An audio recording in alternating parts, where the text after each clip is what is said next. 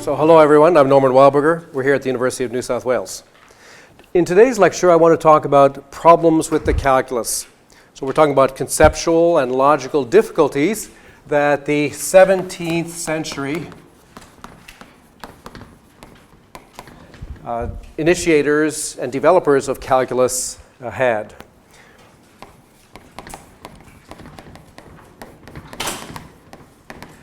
Now many of the time's most important mathematicians were involved here. People like Newton, Leibniz, the Bernoullis were involved. Also, earlier mathematicians like Fermat, Cavalieri, Pascal. And then other mathematicians also got involved, Gregory, Wallace, the Bernoullis, and then well-known critic of calculus, Bishop Burkley, who we'll talk about. And eventually this led on to 18th century issues involving Euler and Lagrange, and then ultimately 19th century and 20th century issues too. So the 17th century difficulties were really part of a trajectory, sort of a continuum of problems, logical problems, that were related to the idea of the continuum and the ideas of infinitely small, infinitely large things. Okay, so in some sense, these are not so different from some of the ideas that the ancient Greeks had wrestled with, but certainly the 17th century really brought into focus some of these issues. So I want to talk about, in particular today, problems with derivatives, or differentials, as the 17th century mathematicians preferred to think about things, and problems with integration, some issues with the role of complex numbers, and I'll talk also about a curious sort of conundrum that comes from probability theory.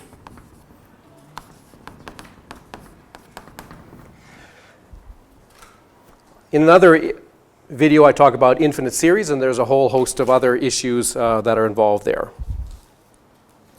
Okay, so maybe some of the difficulties can be summed up by the words of Voltaire, who was a famous French writer and dramatist, who had a sort of a tangential interest in many things, in particular mathematics. And he said, he gave the following definition of calculus. So to Voltaire, calculus was the art of numbering and measuring exactly a thing, in capital T, a thing whose existence, with a capital E, cannot be conceived.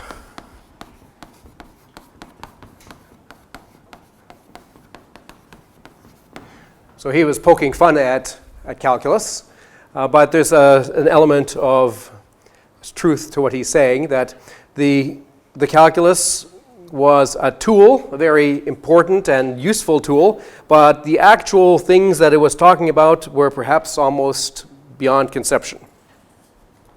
All right, so let's start with the derivative.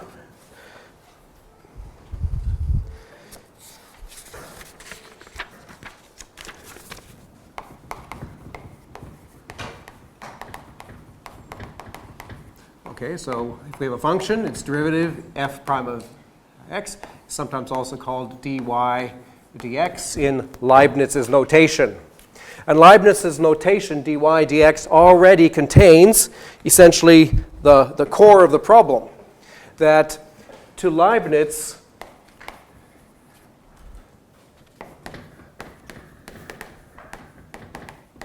dy and dx were infinitely small quantities. And I suppose there's already the essence of a great part of the difficulty in calculus in trying to say precisely what we're talking about when we're talking about things like dy and dx. Okay, so the the motivation can be thought of in terms of motion. The 17th century people were very interested in motion, and they tried to pin things down to motion. Okay.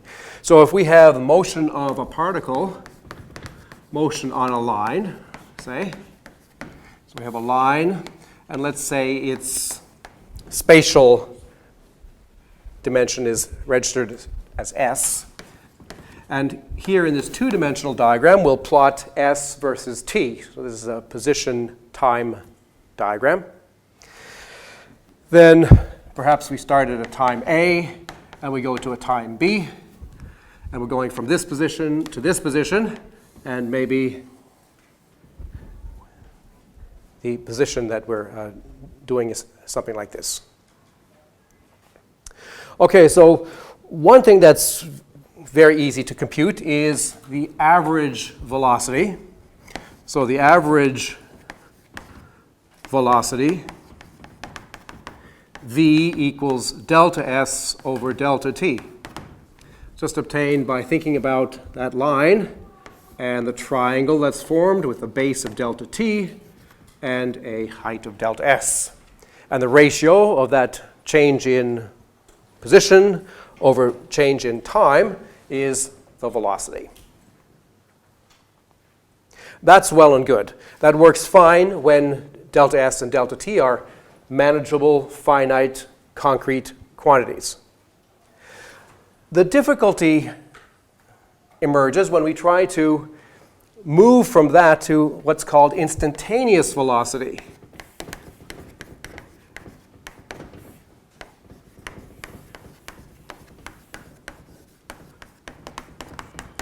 So let's say we pick some point, say that one there, and we talk about the velocity exactly at that point.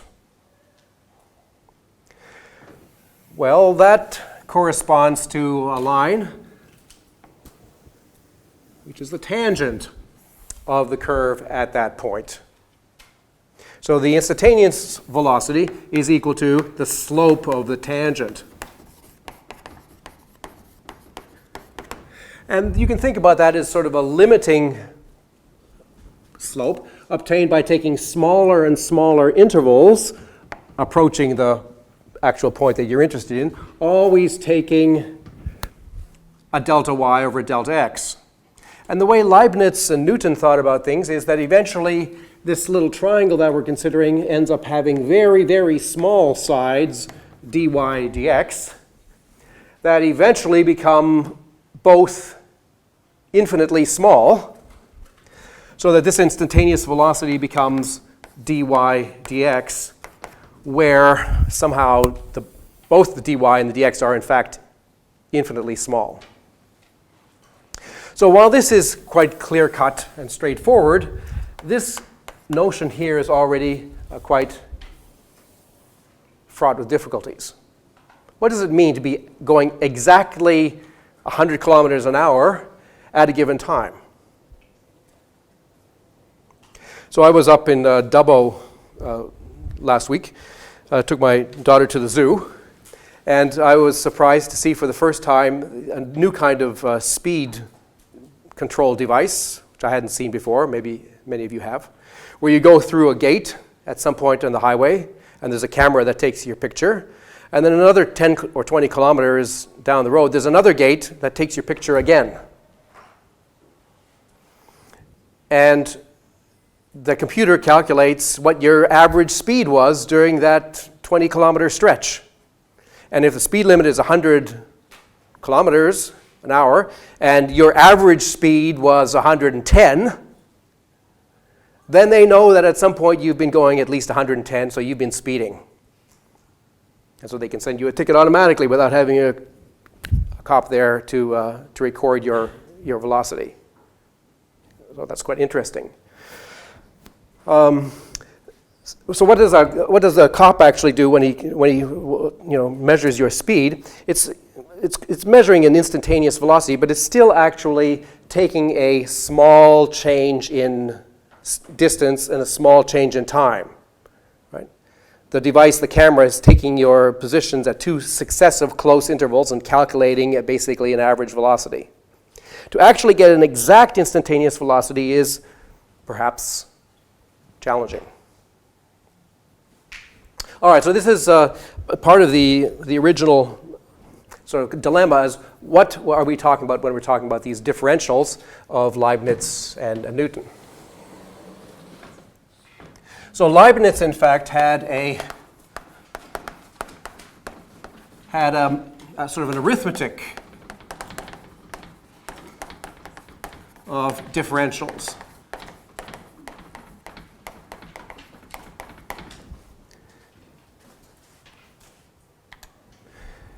These days we think about the differential calculus as being about derivatives. But back in the 17th century, it really was about differentials and about rules like this.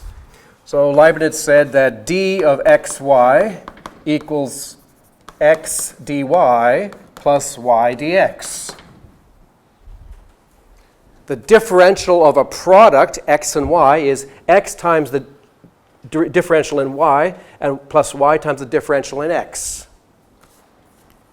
Similarly, the differential of a quotient, d of x over y, was y dx minus x dy over y squared.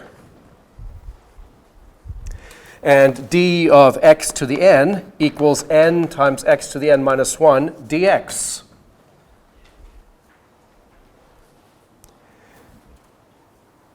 These days we look at formulas like this and we recognize basic formulas for differentiation here.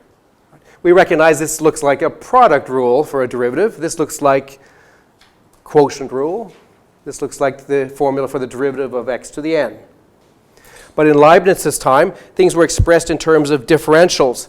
And he would say that if y changes by an infinitesimally small amount dy, and x changes by an infinitesimally small amount dx, then x times y changes by an infinitesimally small amount given by this. And he would have explained this by saying, okay, here's how we reason. So if we look at x plus dx times y plus dy, okay, and then we subtract xy. So we're changing x and y by a certain amount, and then interested in how much x times y changes. Then this would be x dy plus y dx plus dx dy.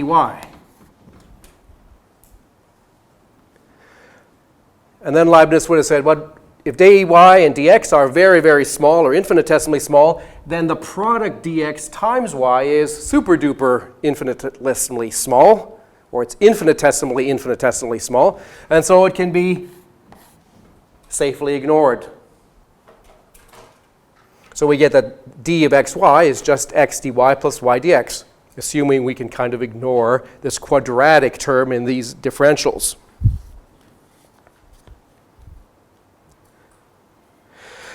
Okay, so how did Leibniz discuss what these dx and dy's were? Well, in one of his first papers on calculus, Leibniz said the following. Now these dx and dy are taken to be infinitely small, or the 2 points on the curve are understood to be a distance apart that is less than any given length. So to him, when you were talking about something that was infinitesimally small,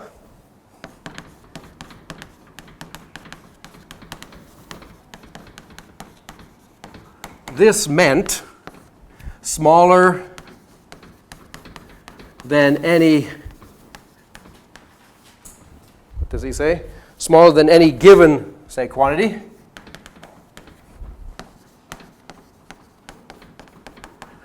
But actually still non-zero.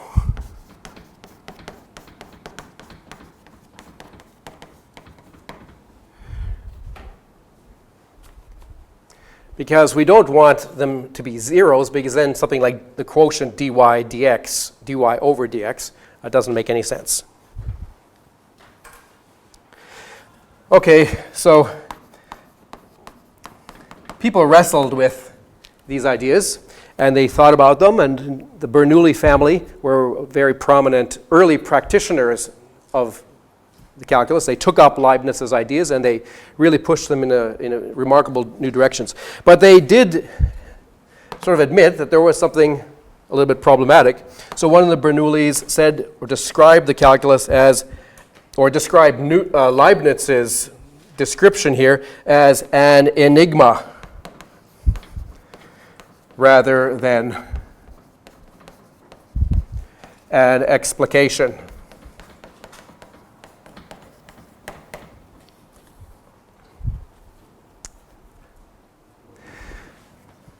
Other people were a little bit more severe in their criticisms. So Leibniz's and Newton's theories came under attack. In particular, there was a Dutch physician and geometer whose last name is Neuwentijn, and he lived from 1654 to 1718, who referred to the obscurities and absurdities of the calculus.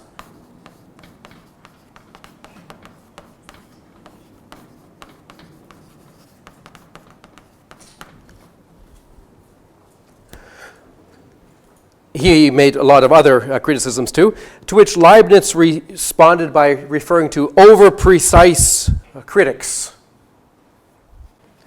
Okay, another person who sort of entered the fray was John Bernoulli. John Bernoulli, who in 1691 wrote the first text on calculus.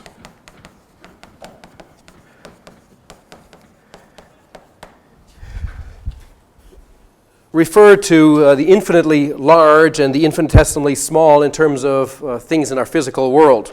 So he said, well, the infinitely large is supposed to be something like astronomical distances. You should just think about something really, really big. And if you want to think about something infinitesimally small, you should think about something that's really, really small, which at that time were microscopic animals that you could see in the microscopes of the day.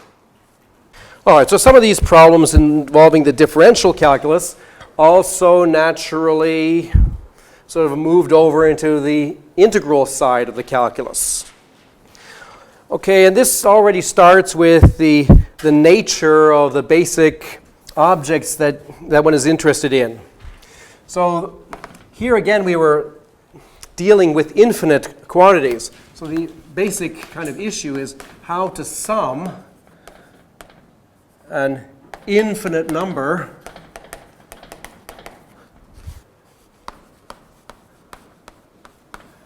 of, well, there might be areas, or there might be lengths, or there might be volumes.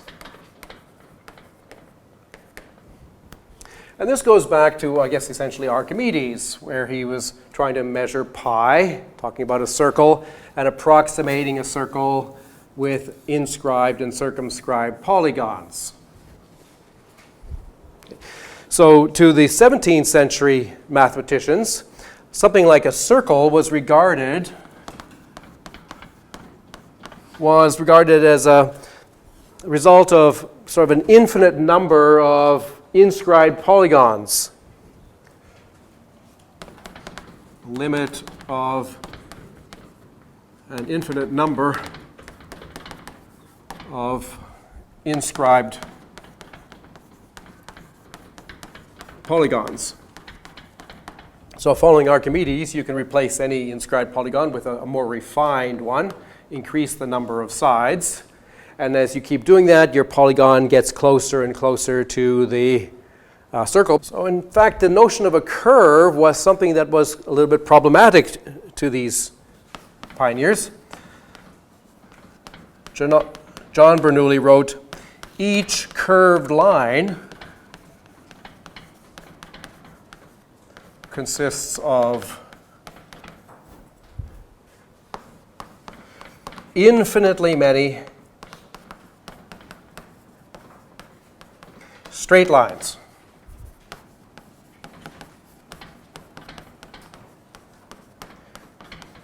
These themselves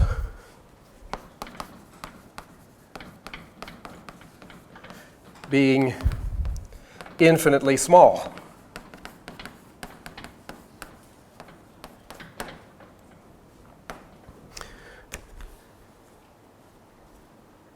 So Bernoulli had the idea that when we're looking at a curve like this, that we just draw with our hand, what we're really doing is we're talking about some kind of thing that looks a little bit like this. It's actually a bunch of line segments, one after the other, except that the line segments aren't reasonably big like I've shown you, but they're actually sort of infinitesimally small.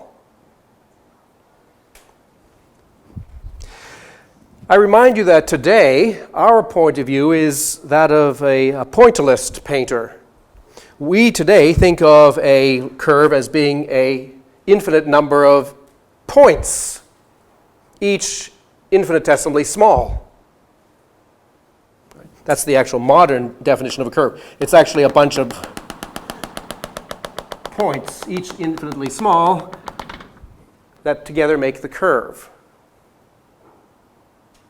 There's a bit of a difference between a pixel point of view towards what a curve is and sort of a vector notion of how to graphically draw a curve. Cavalieri, who was an important precursor to the calculus, who basically established the crucial formula that the integral from 0 to 1 of x to the n dx was 1 over n plus 1. At least he figured this out for small values of n, well, say from 1 to up to n, up to 9. He had this idea that when you were finding the area of some region, what you really were doing is you were summing up lengths of line segments. So a region was an infinite number of infinitesimally thin line segments. That was his idea of a region. An infinite number of infinitesimally thin segments.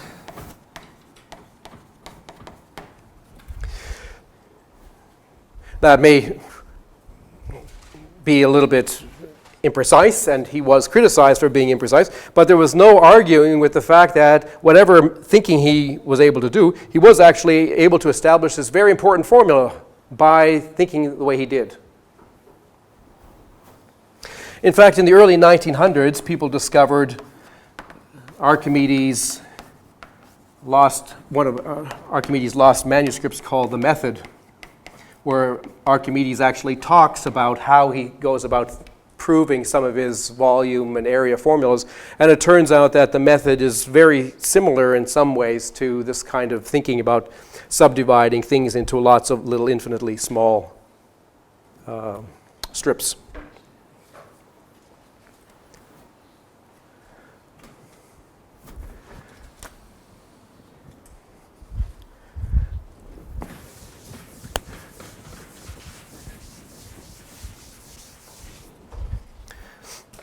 Another important contributor to calculus ideas was James Gregory, who in around 1667 was quite prescient and realized that methods for integration requires essentially a new kind of arithmetical process.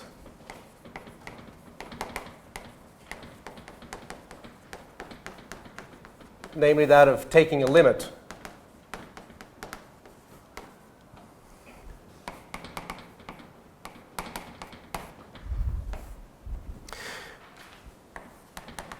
So at that time, if you ask people what does arithmetic consists of, they would say, well, the basic operations of addition, multiplication, subtraction, and division, and taking roots. And Gregory realized that the kinds of limiting processes that you required in calculus was something in addition to these five, that this limiting idea actually created numbers that you couldn't create this way. So he realized that we get new kinds of irrational numbers. Irrational numbers in quotes.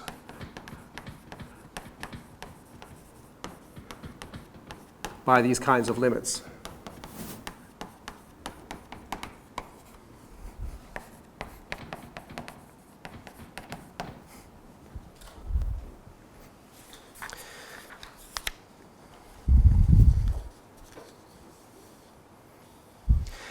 Okay, so things really came to a head with a very interesting figure who was actually a bishop in England.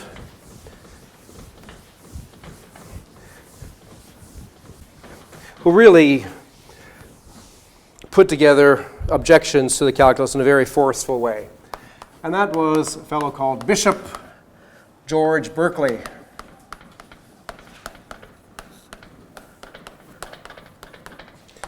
1685 to 1753. So he was a bishop. He was interested in people being religious and going to church. And he saw that, or thought that, a lot of this scientific development that was going on at the time was undermining the church's influence. People were spending too much time on these sort of mechanistic, deterministic models, and they were starting to question standard doctrine. And so he decided to combat this by attacking the new thinking, by pointing out that, in fact, what the mathematicians were doing was at least as vague and imprecise as anything found in religious teachings. That's what he was trying to do. And in 1734, he wrote a book called The Analyst. It actually has a subtitle.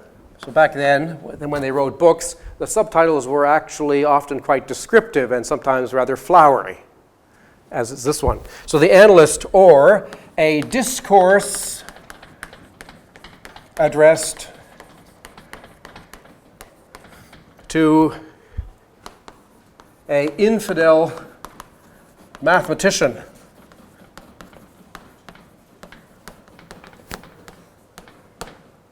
Wherein, this is still part of the title, wherein it is examined whether the object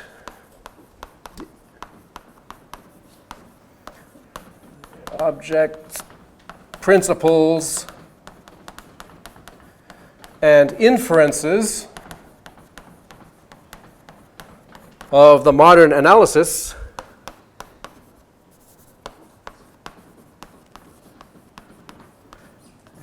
with a capital, are more distinctly conceived or more evidently deduced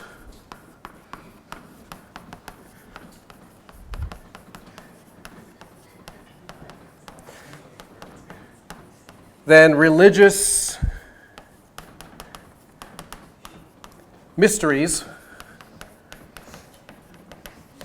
and points of faith.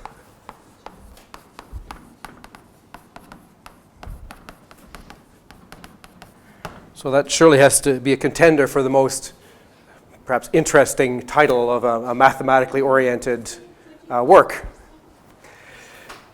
And it outlines what he's trying to do. He's trying to criticize the way mathematicians are thinking in order to promote the idea that what they're doing is a lot more dodgy than actually what is happening in the church.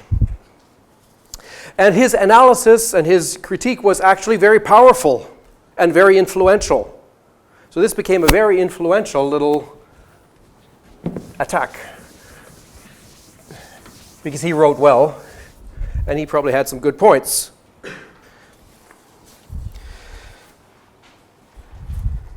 So he attacked Newton.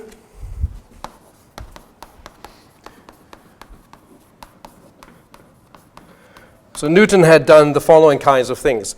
So Newton had had said, all right, let's consider x plus o to the n, and let's expand this out as a binomial expansion, x to the n plus n, x to the n minus 1 times o, plus n times n minus 1 over 2, x to the n minus 2 o squared, and so on. Okay, which is fair enough. So then Newton wrote x plus o to the n minus x to the n over o. If we take this difference, this term minus this term divided by o, then what we get over here is n to the x to the n minus 1. Maybe we'll put a little bar there. And all the higher powers are ignored. Newton called this the Fluxion of x to the n. Newton's calculus was very based on this idea of Fluxion, which we can sort of see as basically a derivative. This is a derivative of the function x to the n. And this is the way Newton thought. But Berkeley attacked this by saying, well, what's exactly going on with these o's? At this level here, you've dropped all these o's. You basically set all the o's equal to 0 on the right-hand side. But there's an o sitting here in the denominator. How's that going to work? Was he a mathematician or was he He was a bishop. Or was he just frustrated and he just wanted to... Well, he was a mathematically oriented bishop who was, in fact, frustrated. Okay, but there's something to his argument. I mean, there's something a little bit that needs some more justification here. But he also said a lot of other things. He attacked, well, he said this is really basically 0 over 0, what we're talking about. How does that make any sense? He attacked the idea of a second differential. So after you work a little bit with differentials, you can work with second differentials. And he attacked that idea. And he had a few choice phrases that I'm not going to write down. I'll just tell you what they are. So one of them is that in every other science, men prove their conclusions by their principles and not their principles by their conclusions. So in every other science, men prove their conclusions by their principles and not their principles by the conclusions. See, in mathematics, what people had been doing is they had been making somewhat dodgy, ill-defined arguments, and they had been able to make results that were actually quite useful, that solved famous problems. So they were able to say, well, my method solves this famous problem. Therefore, my method was a good method. Well, he's saying, no, the other way is better. First, we establish correct principles, and then we deduce correct things from them. We cannot deduce that our principles is correct by making a derivation and get something that makes sense. Famously, he called dx and dy the ghosts of departed quantities, which is a phrase that has sort of rung down through the years. The ghosts of departed quantities. And he went on to say, certainly he who can digest a second or third Fluxion need not, methinks, be squeamish about any point in divinity.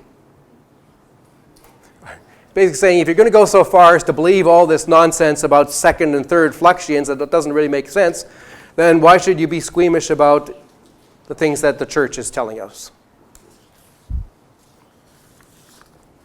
And it was a powerful argument.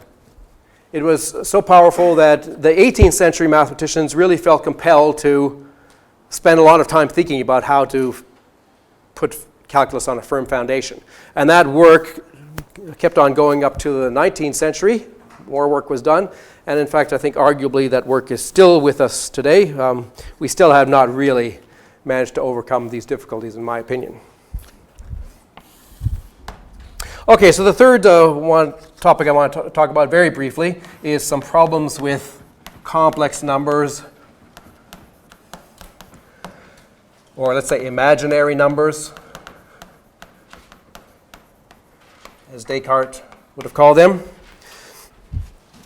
And so one of the first formulas here is this one of John Bernoulli, that arctan z was 1 over I log of square root of 1 plus iz over 1 minus iz.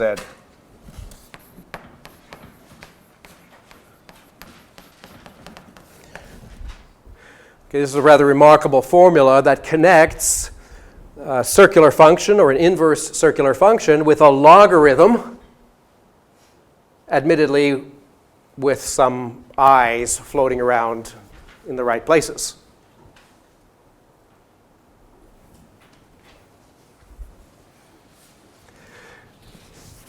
A more well-known example of the similar kind of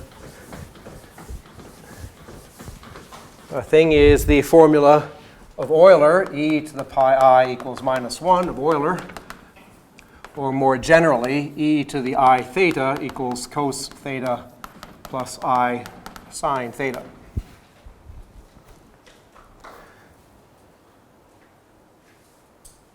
So a natural question is, what is the log of a negative number? So we have the ordinary log function looks like this. Log of x. What is log of -1? Well, the ordinary log function doesn't have a value at -1. But there was some reason to believe that maybe it should have a value. And in fact, John Bernoulli at one point believed that log of -n equals log n. This is not correct, but it was believed at some point by John Bernoulli.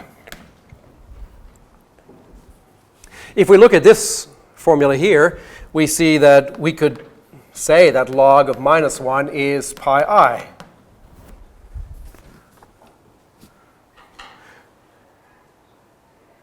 And if we look at the formula from this point of view, then the exponential function actually has this periodicity because these functions have periodicity. So in fact, we should also actually be able to add any multiple of 2 pi.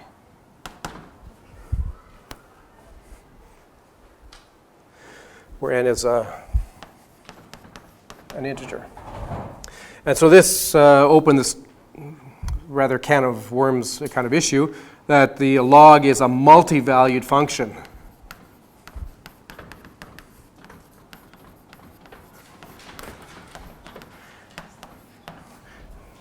If you ask the question, what is the log of a number, you don't just necessarily get one answer like you usually are used to, but when you incorporate negative numbers and imaginary numbers, then you get a whole bunch of different possible answers. Well, this was very confusing, and people didn't really know what was going on. Was this correct mathematics? What did this all mean?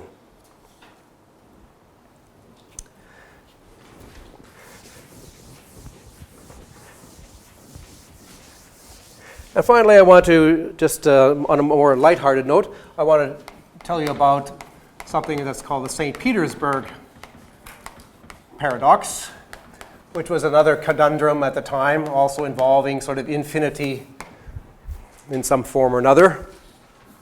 And the St. Peter's paradox was something that was discovered or investigated by the Bernoulli brothers.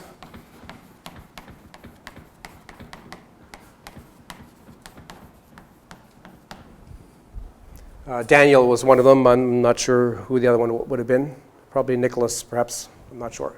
Anyway, let's play the following game. Okay, let's play the following game. You toss a coin 3 times. I give you $1 if you get a head on the first toss. I give you $2 if the first head is on the second toss. In other words, if you get head, tail head. And I give you $4 if the first head is on the third toss. In other words, if you have T, T, H. First one just corresponds to H, then TH, and then TTH. Okay, we play this game. You toss a coin 3 times, and we're only interested in when the first head appears. If the first head appears on the first toss, I give you $1. If the first head appears on the second toss, you get $2. And if the first head appears on the third toss, you get $4. And if you don't roll any, get any heads, then you get nothing. All right, so the natural question from a probabilistic point of view is, what is the expected value of this game? It's a natural question. What is the expected value of this game? All right, so in the 17th century, people started thinking clearly about probability. It's another one of the big developments of the 17th century. And the Bernoullis figured very prominently. And they developed enough theory to be able to answer this question. And it leads to a rather surprising result. Not actually this game, but a modification of this game I'll tell you in a second. So let's answer this question first. So the basic rule is that the expected value is the sum of events times probabilities. The events or outcomes, events is the same as outcomes, times probabilities. Okay, so in our example, there's three possible outcomes. One is that you get $1, and we have to multiply by that by the probability of that happening. The probability of getting $1 is a half, because that's just getting a head on the first roll. Now the contribution of the second event, well, the event or the outcome is getting $2, and what's the probability of that happening? Well, so in order to get $2, you have to first toss a tail and then toss a head. So there's a half times a half, because you have to do two things correctly. So we have to multiply this by a quarter. And the third possible outcome is to get $3. No, not $3, $4. And the associated probability for that is the probability of getting a tail, and then a head. Okay, that's 1/2 cubed, 1/8. So altogether this is 1/2 plus 1/2 plus 1/2. So altogether it's 3/2. So this game is worth $1.50. If you're going to play this game, you should pay $1.50, and that's a fair price to pay. Okay, there's no contradiction yet. Now the contradiction, or the surprise, happens when we ask, what happens if we allow arbitrary, not just 3 rolls, but you can keep on rolling forever, or you can keep on tossing your coin forever, until you get your first head. Then the game finishes. With each toss, the amount that I'm going to give you doubles. So if you can put off getting ahead till the 10th or the 20th or the 100th toss, then you're going to make a huge amount of money. All right? So the St. Petersburg game, because they were in St. Petersburg when they had a job in St. Petersburg, university there, or actually in the academy there. And they thought of the following game. Suppose we play the same game with unlimited number of tosses.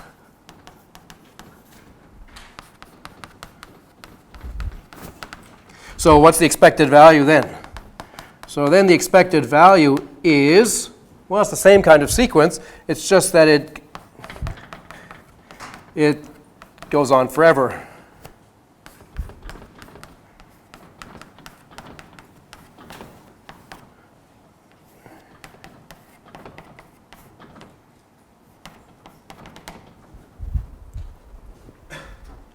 And you can see, since the amount of money is doubling each time, and the probability is also multiplying by half each time, the contribution for each one of these terms is going to be equal. It's going to be half plus a half plus a half plus a half plus a half. It's just going to carry on. So the expected value is all these halves. But the sequence keeps on going. And so, well, a half plus a half plus a half, you just keep on adding that up, you've got an infinite amount of money. So according to this law of probability, this game is worth an infinite amount of money to play, which is clearly absurd. Nobody's going to pay an infinite amount of money to play this game.